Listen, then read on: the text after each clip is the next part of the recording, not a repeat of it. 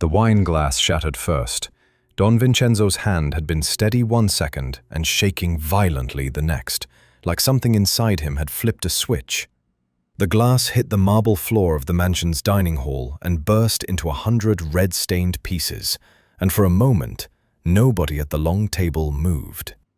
Then Vincenzo laughed, a short, ugly laugh. "Look at this," he said, holding up his trembling hand for the whole table to see. 12 men sat along that table, his crew, his blood, his empire in human form. And every one of them watched him the way men watch a wounded animal, waiting to see if it's still dangerous. 27 years old, and I shake like my grandfather did before he died. His eyes moved to the plate in front of him. Wild mushroom risotto, dark and earthy, steam still rising off it. Elena had made it herself, standing over the stove for 2 hours that afternoon, adding cream slowly the way her mother taught her, testing the salt again and again until it was right. She stood near the kitchen doorway now, hands folded over her apron, waiting the way she always waited. 27 years old, same as him, though nobody at that table ever seemed to notice her age. Only her weight, only the soft roundness of her arms and face that made the men smirk behind their hands. "Elena," Vincenzo said her name like it was something distasteful in his mouth. "You made this?" "Yes." Her voice was quiet, steady. He picked up his fork, speared a single mushroom, and let it fall back onto the plate with a wet slap. "A wife who can't give me an heir. A wife who can't even control what she eats." His crew chuckled, not loud, just enough. "And now she thinks heavy peasant food will impress me. This is what I get instead of a woman who can actually run this house? Vincenzo, take it away." He shoved the plate so hard it slid across the table and nearly fell off the edge. "Useless, just like everything else you do." Elena said nothing. She never said anything. She simply walked forward, picked up the plate with both hands, and turned back toward the kitchen. But not before her eyes flicked, just once, toward the far end of the table, toward Silvio. Vincenzo's underboss sat there in his usual black suit, one arm draped over the back of his chair, watching the whole scene with something close to amusement. He caught Elena's glance and gave her the smallest nod, the kind of nod a man gives when he thinks no one else is paying attention. Elena had noticed that nod every night for the past 3 weeks. She had noticed a lot of things, actually. The way Silvio always poured Vincenzo's wine himself now, insisting the servants were getting careless. The way he'd started sitting closer to Vincenzo at meetings, speaking softer, smiling more. The way his eyes lingered a beat too long whenever Vincenzo's hands started to tremble. She was almost at the kitchen door when it happened. A strangled sound came from behind her, half gasp, half choke. She spun around in time to see Vincenzo's whole body seize, his back arching so hard his chair tipped backward and crashed to the floor. His arms flailed, foam gathered at the corner of his mouth. His crew shot up from their seats, shouting, someone screaming for a doctor, chairs scraping against marble, glasses shattering. Elena dropped the plate. It hit the floor and broke into pieces, the risotto splattering across polished stone like something spilled from a wound. She was at his side before anyone else, kneeling on the cold floor, pulling his head into her lap so he wouldn't crack his skull against the marble. His whole body convulsed against her, violent and uncontrollable, and for one terrifying second, she thought she was watching her husband die, right there, in front of 30 witnesses. "Someone call Dr. Marchetti!" a voice bellowed. Feet pounded away toward the phones. Elena leaned close to Vincenzo's face, pretending to check if he was breathing, but her real focus was his eyes. She pried one eyelid open gently with her thumb. His pupils were blown wide, huge black circles swallowing almost all the brown. Not the reaction of a seizure from stress, not epilepsy, not a heart problem. She had seen pupils like that only once before, in a dusty medical book that used to belong to her father. in a chapter about plant poisons that slow a person's nervous system down, degree by degree, day by day, until their whole body finally gives out.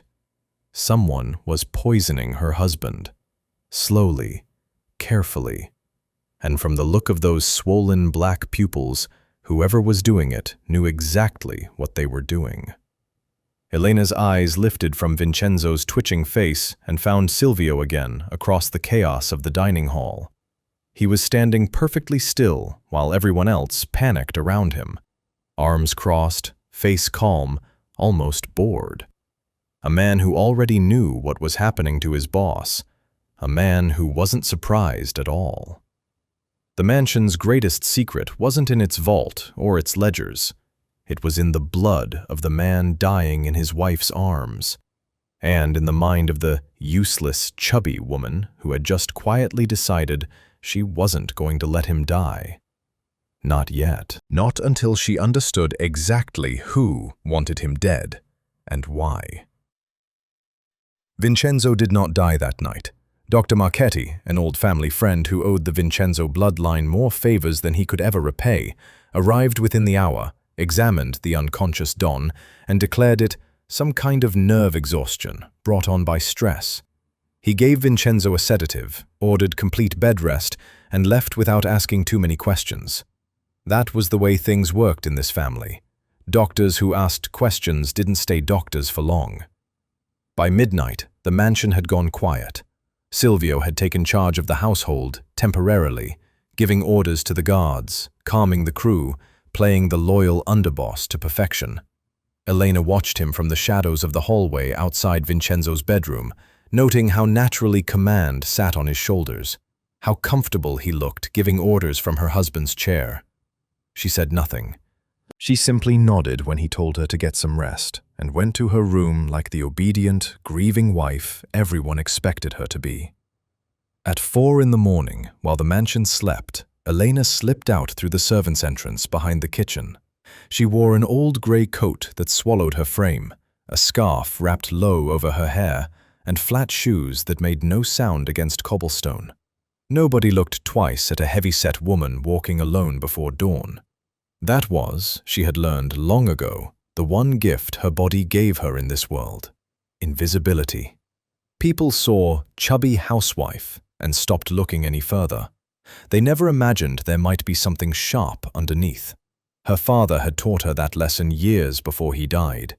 He'd also taught her chemistry, real chemistry, the kind that came from working 20 years as an apothecary in the old country, mixing medicines and poisons in the same shop, sometimes on the same afternoon.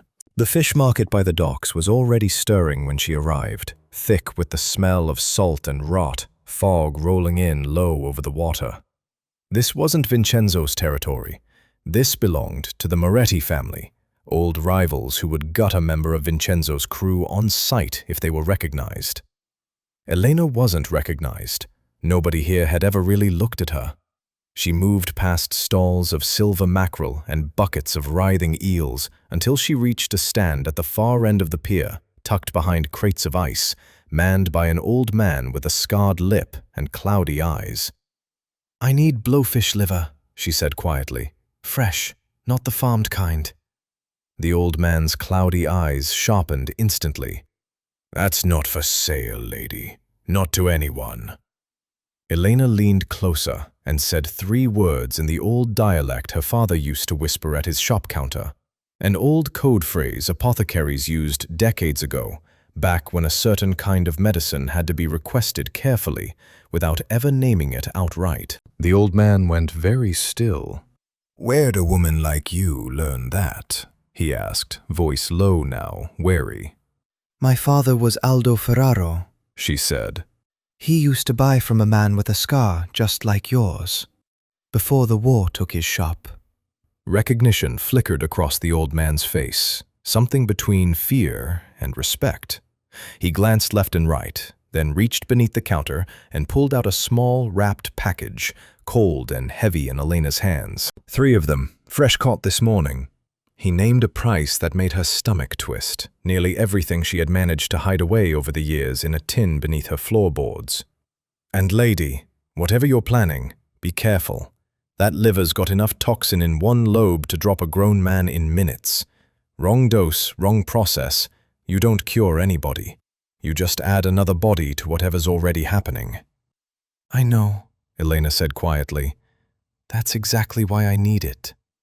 Because here was the truth Elena had understood the moment she saw her husband's blown-wide pupils on the dining hall floor. Some poisons could only be fought with equally dangerous medicine. The specific neurotoxin working through Vincenzo's blood, she recognized the pattern now, the tremors, the slow, creeping paralysis, required a very particular countercompound, one that could only be synthesized, in minuscule and exact amounts, from the very toxin lurking in a blowfish's liver. It was reckless. It was insane. Concentrated wrong, it could finish him faster than whatever poison was already working through his veins. But if Elena was right about what she'd read in her father's old books all those years ago, there was no other way. She would need to extract, purify, and dilute the compound with a precision that left no room for error, turning one of the deadliest poisons in the world into the very thing that might save her husband's life. She tucked the package inside her coat, thanked the old man, and disappeared back into the fog before the market fully woke. By the time the sun rose over the mansion's gates, Elena was back in the kitchen, apron tied, humming softly to herself, as if she'd never left, grinding herbs at the counter, stirring a simple broth, playing the role of the plain, harmless wife everyone believed her to be. Underneath the counter, hidden inside a hollowed-out flour tin, 3 blowfish livers sat wrapped in ice. She had less than 6 hours before Vincenzo would wake up, and somewhere upstairs, Silvio was already sitting in her husband's chair, smiling at the crew, wondering how many days the poison would need before it finished the job for good. Vincenzo woke to a headache that felt like someone had taken a hammer to the inside of his skull. Weak sunlight cut through the curtains of his bedroom, and for a long moment he lay still, blinking at the ceiling, trying to remember why his whole body felt like it belonged to someone else. Then the memory came back in pieces. The risotto, the shaking hand, the floor rushing up to meet him. He tried to sit up, and his arms shook so badly he collapsed back against the pillows. "Easy," Elena's voice, close by. She was sitting in the chair beside his bed, a small ceramic bowl balanced in her lap, steam curling off the top of it. "You've been out for almost a full day." Vincenzo's eyes narrowed at her. His mind, foggy as it was, still worked well enough to remember exactly how their last conversation had ended. Him mocking her cooking in front of 30 men, calling her useless in the same breath he'd called her fat. And now here she was, sitting by his sickbed like some devoted nurse. "What is that?" he rasped, nodding weakly at the bowl. "Seafood stew. You need something warm in you." He laughed, a bitter, broken sound. "You poisoned me once already, didn't you?" It wasn't really a question. Paranoia had already taken root in him, fed by weakness and fear, the kind of paranoia that made every shadow in the room look like a blade waiting to fall. "Silvio told me you've been sneaking around the kitchen at strange hours. What did you put in that risotto, Elena?" Her face didn't change. She'd expected this. Nothing was in the risotto except mushrooms and cream, exactly like every other night I've cooked for you for the past 4 years. "Then why am I like this?" His voice cracked on the last word, more fear in it than he probably intended to show. "I don't know," Elena lied smoothly. "But I know you need to eat something, or you'll get weaker." Vincenzo's eyes dropped to the bowl again, suspicion written across every line of his face. "Taste it first." Elena didn't hesitate. She lifted the spoon, dipped it into the thick amber broth, and ate a full mouthful in front of him, holding his gaze the entire time. She counted to 30 in her head, slow and steady, letting him watch her swallow, watch her breathe, watch nothing happen. "Satisfied?" she asked quietly. Something in Vincenzo's chest loosened, just slightly. Whether it was trust or simple exhaustion, he couldn't tell anymore. He reached out with a trembling hand and took the bowl from her. The first spoonful hit his tongue, and something strange happened.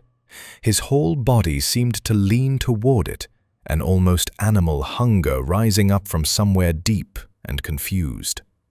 He told himself it was just hunger after a day unconscious, but it didn't feel like ordinary hunger.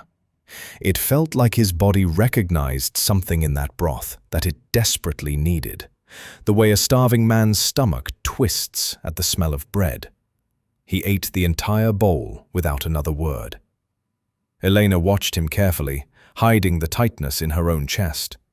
She had measured the dose with agonizing precision that morning, locked away in the sub-basement wine cellar with her father's old brass scales, diluting the extracted compound down to a fraction so small it was almost nothing. Almost, but not quite. Too little, and it wouldn't touch the poison eating away at his nervous system. Too much, and the cure would finish him faster than Silvio's slow toxin ever could. She had done the math 3 times before she trusted it enough to serve it to him. An hour passed. Vincenzo drifted in and out of sleep, restless, sweating through the sheets. Elena sat beside him the whole time, pretending to mend a torn shirt, watching him from the corner of her eye. And then it happened. His right hand, which had been trembling faintly even in sleep, went still. Completely still. Vincenzo's eyes snapped open. He lifted the hand slowly, staring at it in disbelief, turning it over in the pale afternoon light like he'd never seen it before. No shaking. No tremor. For the first time in 3 weeks, his hand was simply his hand again. "What?" he whispered, sitting up fully now, testing his own strength. "Did you put in that stew?" Elena kept her eyes on her sewing. "Fish, vegetables, broth." "That's not possible." He flexed his fingers, made a fist, opened it again. Color was returning to his face that hadn't been there in days. "This isn't natural, Elena. Nothing about food does this." "Maybe your body just needed rest," she said simply. Vincenzo stared at her for a long, silent moment. The woman he had humiliated in front of his entire crew less than 2 days ago. The woman he'd called useless and worthless and unable to please him. And here she was, somehow, impossibly, the reason he could move his own hand again. He didn't understand it. He didn't trust it. But some small, stubborn part of him, the part that had been terrified he was dying alone in that dining hall, felt something shift inside his chest that he refused to name. "Make more," he said finally, quieter than he meant to. "Tomorrow. Same stew." Elena nodded and turned back to her sewing so he wouldn't see the flicker of fear cross her face. Because tomorrow, she would need more blowfish liver than she had left. And the black market at the docks wasn't the kind of place a woman could visit twice without someone starting to ask questions. 5 days after the collapse, Vincenzo walked into the syndicate boardroom on his own 2 legs. Silvio felt his stomach drop the moment he saw him. The other captains around the long table rose out of respect, murmuring greetings, clearly relieved to see their Don upright and steady. Vincenzo took his seat at the head of the table, with none of the weakness that had dragged him down just days before. His hands were still. His voice, when he spoke, carried its old, sharp authority. "Let's not waste time on pleasantries," Vincenzo said, spreading a set of shipping documents across the table. "Tell me where we stand with the Alvarez shipment." Silvio sat frozen for half a second too long before answering. His mind was racing far from shipping routes and border payoffs. 5 days ago, this man had been convulsing on a marble floor with foam at his mouth. The dosage Silvio had been feeding him for 3 weeks, carefully measured, carefully timed, designed to look exactly like a slow, natural decline, should have had him bedridden for at least another week, maybe dead within 2. Instead, here he sat, sharper than he'd been in a month. Something was wrong. Someone had interfered. The meeting dragged on for another hour, business as usual, but Silvio barely absorbed a word of it. His mind kept circling back to one detail. Elena, sitting quietly by Vincenzo's sickbed every time Silvio had gone to check on him, always with some bowl of soup or stew, always dismissed instantly as harmless, doting, and dull. He'd never once considered her a variable worth watching. That had been his mistake. That evening, back at the mansion, Silvio called two of his most trusted men into his private study: Rocco, a broad-shouldered enforcer who never asked questions, and Dante, a quieter man who'd once trained as a chemist before the family recruited him for less academic work. "Something's keeping the boss alive," Silvio said, pouring himself a drink he didn't really want.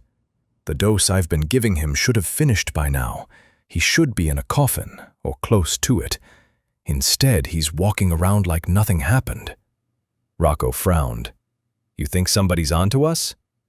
"I think somebody's countering it," Silvio said. "Whether they know exactly what they're doing or just got lucky, I don't know yet. But it's happening, and it's happening from inside this house." Dante leaned forward, arms crossed. "You want me to check the boss's blood again? See what's actually in his system?" "No, too risky. Too many questions from Marchetti." Silvio set his glass down. "I want the kitchen locked down.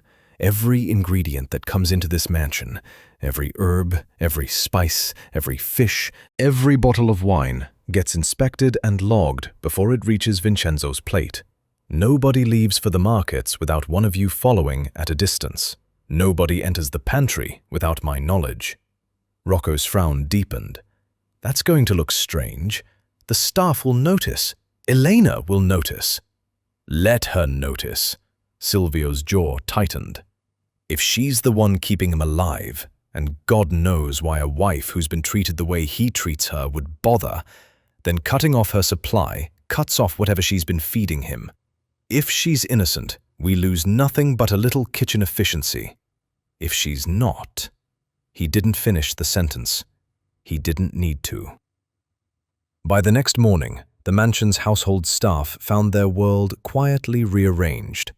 A new inventory log appeared on the pantry door, demanding every item be recorded on entry. Two of Silvio's men now stood permanent watch near the kitchen's back entrance, ostensibly for security reasons after the Don's mysterious illness.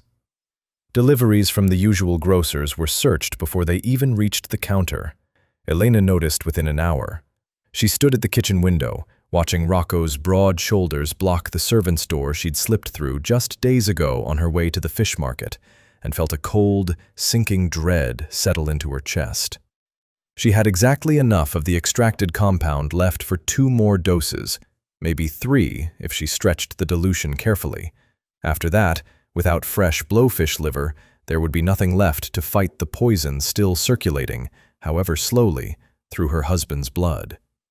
And she couldn't simply walk out the front gate anymore, not with eyes on every exit, every basket, every jar. She thought of her father's old cellar beneath the mansion, the one Vincenzo's family had sealed up decades ago, full of forgotten wine racks and dust, a space nobody in this household had bothered with in years. She still had the key. Her father had given it to her the week before she married into this family, half as a joke, half as a warning. Every good alchemist needs a room nobody else remembers exists. She hadn't understood what he meant back then. She understood it perfectly now. That night, long after Silvio's men had settled into their new routine of watching doors that no longer mattered, Elena slipped down a servant's staircase toward the mansion's forgotten sub-basement, a small oil lamp in one hand and a satchel of gardening shears in the other. If she couldn't buy the poison she needed anymore, she would have to grow her own solution from what was already within these walls. Starting with the overgrown wild patch of foxglove and nightshade weeds that had crept along the mansion's garden wall for years, ignored by everyone who ever walked past them.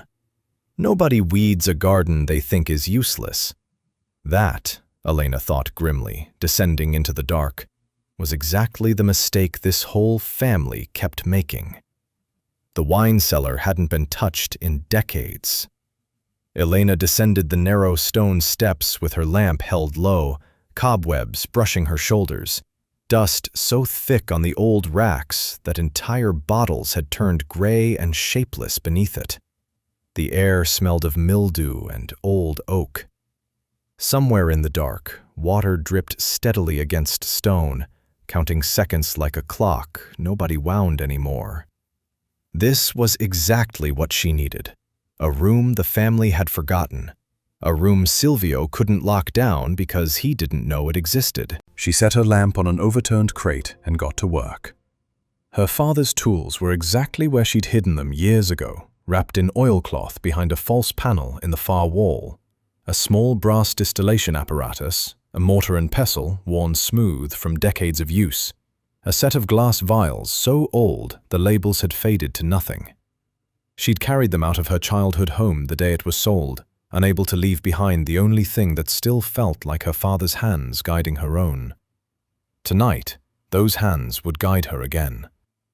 She'd gathered the foxglove and nightshade from the garden wall an hour earlier, working in darkness with gloved fingers, careful never to touch her bare skin to the leaves. Both plants were common enough to be ignored by anyone who didn't know what they truly were. Pretty, useless weeds to the untrained eye. To Elena, they were exactly what she needed. Raw sources of atropine, a compound that, combined carefully with what remained of her blowfish liver extraction, could stretch her dwindling supply of antidote into several more doses. It was slow, meticulous work. She crushed leaves, measured extractions, heated small batches over a portable flame, watching color and consistency change exactly the way her father's old journals described. One wrong measurement, one moment of carelessness, and the cure would become simply another poison in Vincenzo's blood, perhaps a faster one. She was 3 hours into the process, hands steady despite her exhaustion, when she heard footsteps on the stone stairs above. Her heart slammed against her ribs. She blew out the lamp instantly, plunging the cellar into near-total darkness, and shoved her equipment behind the nearest wine rack just as the door at the top of the stairs creaked open. "Said I saw a light down here," a voice said. Silvio's voice. Elena flattened herself against the cold stone wall, breath held, heart hammering so loud she was certain he'd hear it. A flashlight beam swept across the cellar, cutting through dust and shadow, sliding over racks of forgotten wine bottles. "There's nothing down here but rats," Rocco's voice, following behind him. Then why did the servant say she saw movement? The flashlight beam swept closer. Elena's mind raced. If they found her equipment, the vials, the crushed plant matter, the distillation apparatus, there would be no explaining it away. No story clumsy or foolish enough to cover what any half-trained eye would immediately recognize as poison-making. She stepped out from behind the rack before the light could find her hiding there, deliberately knocking over an empty crate as she did, letting it clatter loudly against the stone floor. Both men spun toward the sound, weapons half-drawn before they registered who they were looking at. "Elena?" Silvio lowered his flashlight, confusion crossing his face. "What are you doing down here?" She let herself look flustered, embarrassed, exactly the picture of a foolish housewife caught somewhere she shouldn't be. She pressed a hand to her chest as if startled, letting her voice come out breathless and small. I was looking for the old cooking wine. My grandmother always said a good stew needs wine that's aged past drinking, and I thought, since Vincenzo has been asking for the stew again..." She gestured vaguely at the racks around her, letting her words tumble out, clumsy and apologetic. "I didn't mean to frighten anyone. I should have asked permission, I know, it's silly. I just wanted to surprise him with something special." Silvio's flashlight lingered on her face a moment longer than comfortable. Elena forced herself to hold his gaze with nothing but wide-eyed embarrassment, burying every ounce of fear and calculation beneath the same soft, harmless expression she'd worn for 4 years of marriage. The expression that made grown men dismiss her the moment she opened her mouth. It worked exactly the way it always had. Silvio's shoulders relaxed slightly, and something like contempt flickered across his face. The same contempt Vincenzo wore so often. "Chasing after cooking wine in the middle of the night," he muttered, more to Rocco than to her. "Get back upstairs, Elena. This cellar isn't safe. The floor's rotted through in places." "Of course. I'm sorry." She ducked her head and hurried past them toward the stairs, forcing her steps to look uneven and hurried rather than deliberate. Silvio watched her go, then turned his flashlight one more slow circle around the cellar. His beam passed within 2 feet of the wine rack hiding her equipment, close enough that Elena's heart nearly stopped on the stairs above. But he saw nothing, just dust and shadow and old bottles nobody remembered. "Leave a man at the door," Silvio told Rocco as they climbed back up. "I don't like loose ends, even foolish ones." Elena made it back to her room before her hands finally started shaking, not from the cold, but from how close she'd come to losing everything in a single, careless moment. She had bought herself time. Not much, but enough, maybe, to finish what she'd started. She just didn't yet know that the greater danger wasn't Silvio finding her secret. It was her husband, upstairs, growing more paranoid and more desperate by the hour, already beginning to wonder exactly the same question Silvio had asked. Who is keeping me alive, and why won't they tell me the truth? By the 8th day, Vincenzo's paranoia had curdled into something darker than fear. The improvement Elena's medicine had given him hadn't lasted the way she'd hoped. The compound, stretched thin with garden-grown atropine to make up for the missing blowfish liver, wasn't as pure or as balanced as her original doses. It kept the worst tremors at bay, but something beneath his skin had begun to shift and mutate. Small twitches at the corner of his eye, sudden cold sweats in the middle of conversations, moments where his vision blurred without warning. The poison in his blood was evolving, adapting, fighting back against whatever was suppressing it. And in his sleepless, feverish nights, Vincenzo had started putting together a story of his own. The wrong story. He'd noticed the late hours Elena kept, slipping out of their bed after midnight, returning with dirt beneath her fingernails and a strange chemical smell clinging to her clothes that she always explained away as kitchen herbs or cleaning solutions. He'd noticed Silvio's new locks on the pantry, the guards at doors that had never needed guards before, the whispered conversations that stopped the moment he entered a room. He didn't know who to trust. And a man like Vincenzo, raised in a world where trust was currency and betrayal was always just one bad decision away, chose the only logic that made sense to his poisoned, exhausted mind. Someone in this house is working against me. Someone close enough to move freely. Someone nobody would suspect. His wife. He found her in the estate gardens that morning, kneeling near the old stone wall, gathering something from among the weeds with gloved hands. The same weeds, he realized with a cold jolt, that grew wild and forgotten along that wall. The same plants she seemed to be paying an unusual amount of attention to lately. "What are you doing?" he said, his voice flat and hard. Elena looked up, startled, quickly closing her gloved fist around the leaves she'd gathered. "Just clearing weeds. They're overtaking the roses." "You've been sneaking around this house for a week," Vincenzo said, stepping closer, his hands trembling slightly, despite the medicine still working through his system. "Disappearing at night, hiding things from me.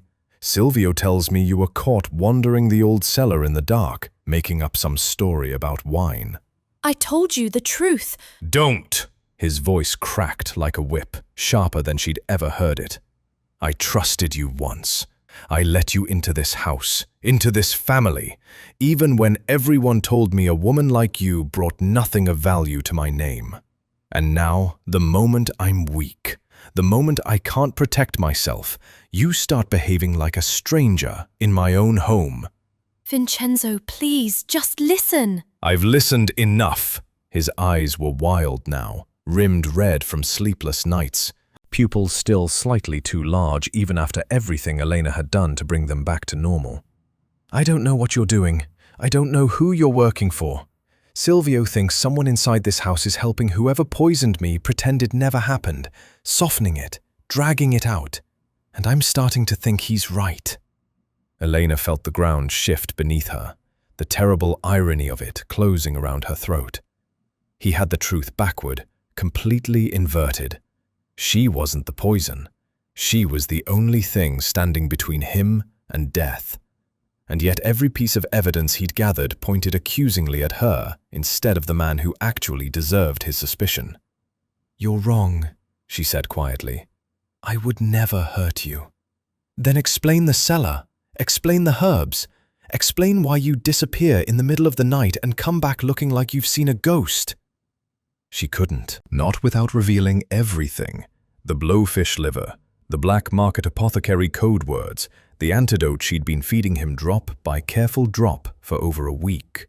And the moment she revealed that, she would have to explain how she knew about poisons in the first place, how she recognized the pattern of his illness before any doctor did, how deeply she understood exactly what was happening inside his body. If she told him the truth now, in this fragile, paranoid state, would he even believe her? Or would he simply hear poison and wife in the same sentence and see only confirmation of everything he already feared? She chose silence. It was the only thing she had left to protect them both. Vincenzo took her silence as guilt. "Pack your things," he said, voice suddenly cold and final, all the fire burned out of it, leaving only exhaustion and something that might have been grief. "I want you gone from this estate by morning. Whatever you're involved in, whatever game you're playing with Silvio or anyone else in this house, I won't have it near me anymore." "Vincenzo, if I leave, you'll be dead within a day." The words tore out of her before she could stop them, raw and desperate. His eyes narrowed, something sharp and cold flickering behind the fear. "Is that a threat?" "It's the truth." Her voice shook now, all pretense gone. "Please, just trust me for one more night." "I trusted you for 4 years," Vincenzo said quietly, turning away from her, his shoulders slumped with a weariness that went far deeper than illness. "Look where that got me."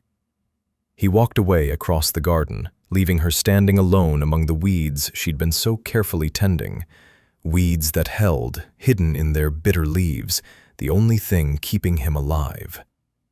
Elena stood there long after he'd gone, staring down at the small handful of foxglove clutched in her gloved fist, and understood with sudden, terrible clarity that pleading wouldn't save him. If words couldn't change his mind, she would need an entirely different plan by morning, one that didn't depend on Vincenzo believing her at all. Elena's bags sat packed by the door of her room, exactly as Vincenzo had ordered 2 nights before. "Pack your things, leave by morning." His voice, cold and final, still echoed in her ears. He'd looked at her that night in the garden with nothing but suspicion in his eyes, no gratitude, no memory of the stew that had steadied his hands, only the paranoid certainty that his secretive wife, sneaking around cellars and kitchens at odd hours, must be the spy feeding information to whoever wanted him dead. She hadn't argued. She hadn't begged. She had simply nodded, gone to her room, and started packing. Because arguing with a poisoned man drowning in his own fear had never once worked in 4 years of marriage. But leaving wasn't really an option. Not when she knew, with absolute certainty, that without one more dose of her antidote within the next day, the toxin still lingering in Vincenzo's blood would finish what it started weeks ago. Tonight was supposed to be her last night in this house. She'd planned to slip one final dose into his food before dawn broke, and she walked out the gate for good, whether he wanted her gone or not. She never got the chance. Elena was folding the last of her clothes into a suitcase when she heard it. Raised voices drifting up from the dining hall 2 floors below, followed by the clink of glasses, laughter, the particular rowdy noise of the crew gathering for what sounded like a celebration. She frowned, glancing at the small clock on her nightstand. Nearly 9 at night. Nobody threw a party this late unless something had happened. She crept to the top of the staircase and listened. "To the Dawn's health," Silvio's voice rang out below, warm and full of false cheer. "Fully recovered, stronger than ever. A toast, gentlemen, to Vincenzo." A chorus of glasses raised.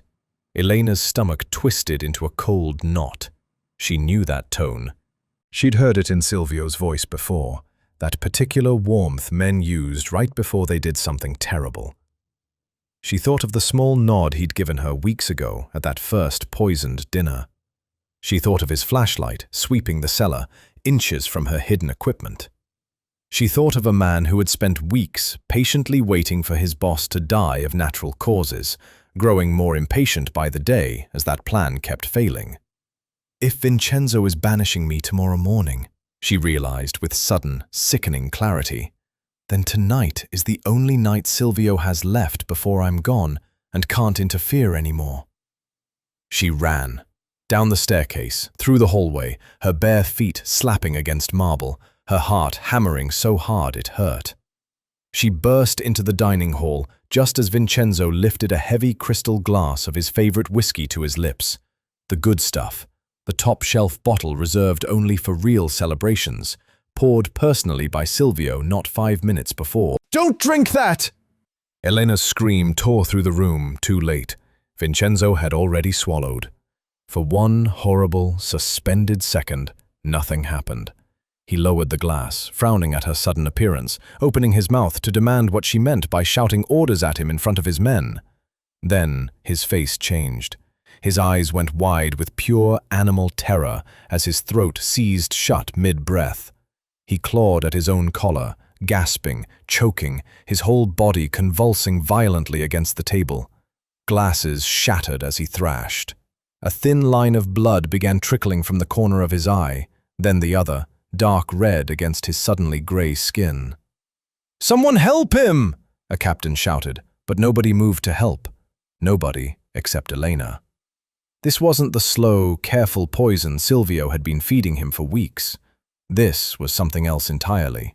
A massive, concentrated dose meant to finish within minutes, not months. Whatever restraint Silvio had shown before, whatever patience had guided his slow campaign, it was gone now, replaced by brutal, immediate crime in front of 30 witnesses.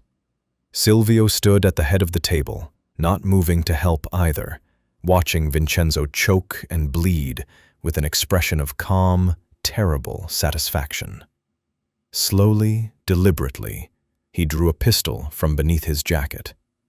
"A tragedy," Silvio said loudly, voice carrying over Vincenzo's strangled gasps, over the shouting crew, over Elena's own frozen horror.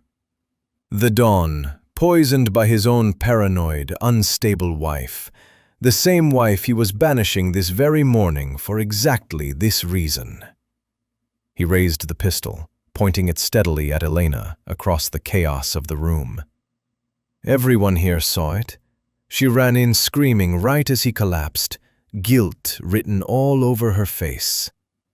Elena's blood ran cold. In one single, calculated move, Silvio had positioned himself to walk away from this night as the hero, the loyal underboss who avenged his poisoned Don by executing the wife responsible, taking the throne as the only man left standing who could hold this family together. Vincenzo's convulsions were slowing now, his lips turning a horrible shade of blue, his chest barely rising with each shallow, rattling breath. He had perhaps minutes left, maybe less. Silvio's finger tightened on the trigger, aimed directly at Elena's chest. "It's a shame," he said softly, almost gently. "You really did try to save him, just not well enough." The gunshot that followed would decide everything: who lived, who ruled, and whether 4 years of quiet sacrifice would end with Elena bleeding out on the same marble floor where she'd once caught her collapsing husband in her arms. The gunshot cracked through the dining hall and missed. Elena had thrown herself sideways the instant she saw Silvio's finger tighten, years of quietly watching this violent world teaching her more than anyone ever realized. The bullet shattered a wine bottle on the sideboard behind where she'd been standing, sending glass and red wine spraying across the wall like a fresh wound. "Finish her!" Silvio roared, all pretense of calm gone now. Two of his men lunged toward her from either side of the table. Elena didn't run toward the door. She ran toward the kitchen. She'd spent 4 years in that room being underestimated, dismissed, treated as nothing more than the woman who made dinner. Nobody in this family had ever bothered to ask what else 4 years of quiet study in a kitchen full of jars, flames, and chemicals might teach a woman whose father had been a trained apothecary. She was about to show them. Rocco reached the kitchen doorway a half-second behind her, weapon raised. Elena grabbed the first thing her hand found on the counter, a heavy jar of crushed dried chilies, concentrated capsaicin she'd been slowly refining for months for exactly this kind of emergency, though she'd prayed she'd never need it. She hurled it directly at his face. The jar shattered against his forehead, and the fine red powder exploded outward in a burning cloud. Rocco screamed, clawing at his eyes, stumbling backward into the second guard behind him. Elena didn't stop moving. She swept a pot of vinegar-based marinade off the stove, still simmering, still hot, and flung it across the doorway just as 2 more of Silvio's men crowded through. The vinegar hit the hot cooking surface and flash-boiled instantly into a sharp, acrid cloud that stung eyes and throats on contact. Men coughed, gagged, stumbled back out of the kitchen entirely, tears streaming down their faces, completely blinded.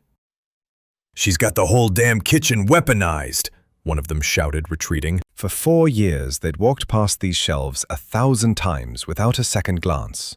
Jars of spice, bottles of oil, simmering pots on the stove, and never once imagined that a woman trained by an apothecary could turn any of it into a weapon in her own hands. But Elena wasn't finished. Vincenzo was dying in the next room, and every second she spent fighting was a second closer to losing him for good. She grabbed a hidden flask from behind a loose brick in the pantry wall, the same hiding spot where she'd concealed her father's tools for weeks, filled with the final batch of her hyper-concentrated antidote, distilled down over hours in that forgotten cellar. She'd been saving it, praying she'd never need something this strong, something this dangerous, because a dose this powerful could end a healthy man outright. But Vincenzo wasn't healthy right now. He was dying from a massive direct dose of the same neurotoxin she'd been fighting for weeks. Only an equally massive counterdose stood any chance of saving him. She burst back into the dining hall through the coughing, blinded chaos of Silvio's men, sliding to her knees beside Vincenzo's convulsing body. His lips had turned a deep, terrible blue. His chest barely moved. "Elena!" Silvio's voice, furious now, turning his pistol away from his coughing men and back toward her. She didn't have time to be afraid. She pried Vincenzo's jaw open with one hand and forced the entire flask down his throat with the other, tilting his head back to make sure he swallowed, despite his failing muscles. A gunshot rang out behind her. She felt the heat of the bullet pass inches from her shoulder, burying itself in the table leg beside her. She threw her body over Vincenzo's, shielding him with her own weight, bracing for the next shot. It never came. Vincenzo's entire body suddenly arched upward beneath her, not the violent seizure of before, but something different, something powerful, like electricity surging back into a dead wire. His eyes flew open, impossibly wide, gasping in a huge, ragged breath that filled the whole room with sound. The antidote had hit his system like a detonation. Silvio froze for just a moment too long, staring at the man he'd just watched choking on the floor a minute earlier, now hauling himself upright with strength that shouldn't have been possible. That single moment of hesitation was all Vincenzo needed. He lunged sideways, seized a dropped pistol from beneath an overturned chair, and fired twice before Silvio's own gun could rise back into position. Both shots found their mark.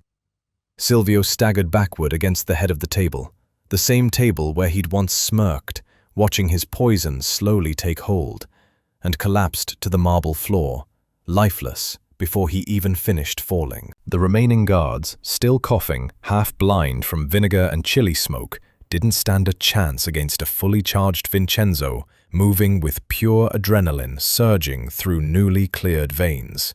What followed was brutal and fast. 3 more shots, 3 more bodies, until the dining hall fell into a ringing, smoke-filled silence. Vincenzo stood in the middle of the wreckage, chest heaving, blood no longer leaking from his eyes, hands steady as stone for the first time in weeks. He turned slowly toward Elena, who knelt on the floor amid shattered glass and spilled wine, breathing hard, utterly exhausted, utterly transformed from the quiet woman who used to disappear into kitchen shadows. He opened his mouth to speak, but no words came.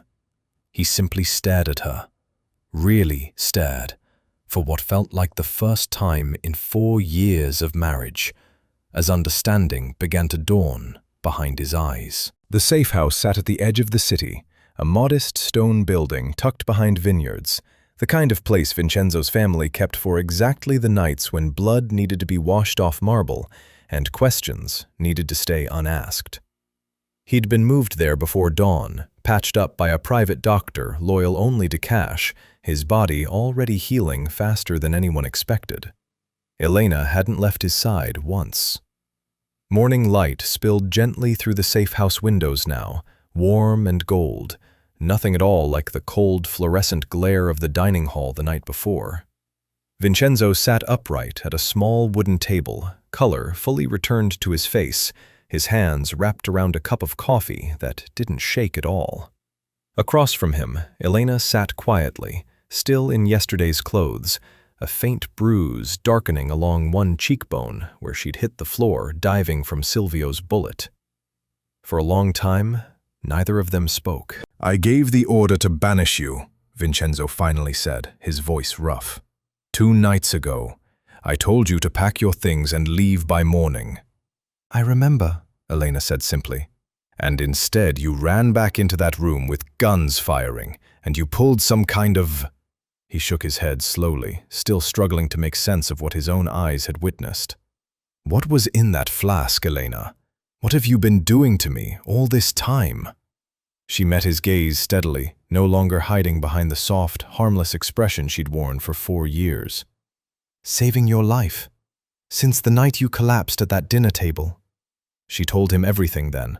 The risotto that had nothing wrong with it, the pupils she'd checked while he convulsed, the fish market at dawn and the old code words her father taught her, the sub-basement laboratory hidden beneath decades of dust, the foxglove growing wild along a garden wall nobody bothered to weed. She told him about Silvio's slow, patient poison designed to look like a natural decline, and the antidote she'd been feeding him one careful spoonful at a time, disguised as nothing more than seafood stew from a useless, chubby wife who couldn't do anything right.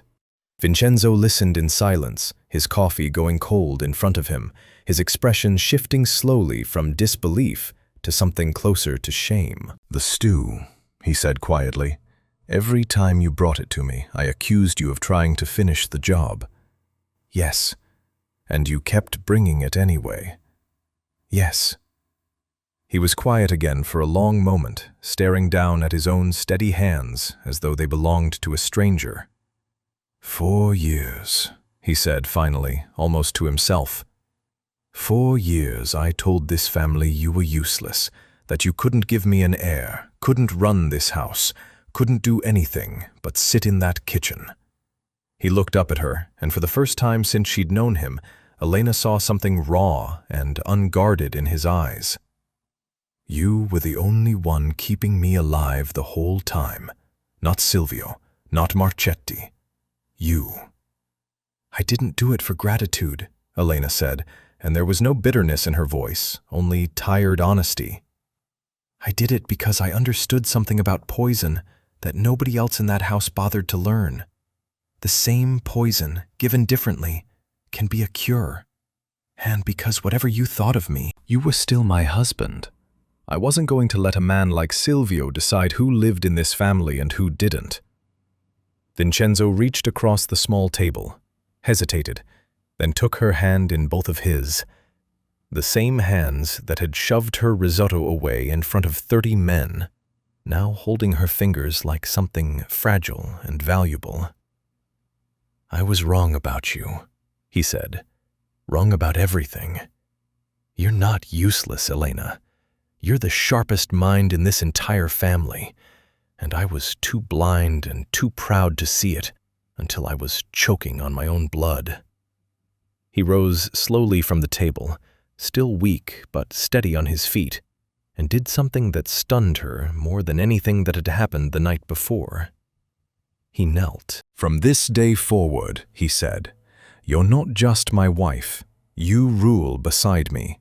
Every decision this family makes, you make with me. Every man who called you useless behind your back will answer to both of us, together, or they won't be part of this family at all."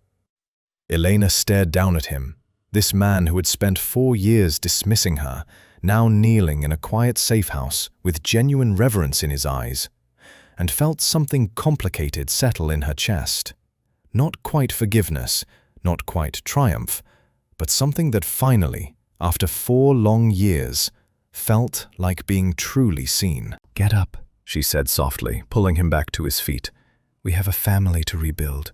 Silvio's people will need to be dealt with quietly, and the captains will need reassurance that the throne is stable." Vincenzo almost smiled, the first real smile she'd seen from him in longer than she could remember. "Listen to you already, giving orders like you were born to it." "I was," Elena said. "You just never bothered to ask." Outside the safe house windows, the morning sun climbed higher over the vineyards, warm and golden, lighting up a new chapter neither of them had expected to write together.